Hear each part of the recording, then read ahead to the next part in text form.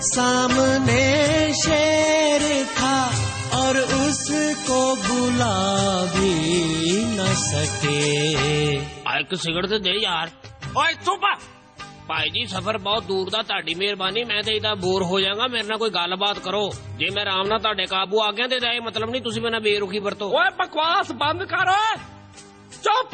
ओए मैं तेनू नहीं बुलाया, तू आराम नाल धक्का लाई जा, एवं मेरा दिमाग ना खराब करी, मिनटों पहले मेरा मीटर फिर जांदा। उस्ताद 1 मिनट रोकी, मैं थक गया। थक गया तो मैं की करा फिर, मैं तो खिच रहा। उस्ताद जे तू गुस्सा ना करे ते मैं भी विच वाड़ के ते नाल बह जावां।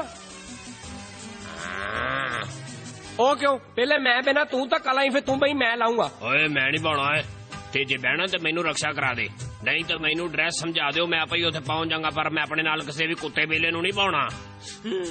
ओ चुप कर तू। ले भी तेनू ऑफर ही, जे तू चाहना ना कि असीं तेनू आजाद कर दईए ते तू सानू कोई 12-14 किलो दा भारू फड़वा दे, असीं तेनू छड़ देंगे। क्यों मैं इहनू ही लेके जाना वा।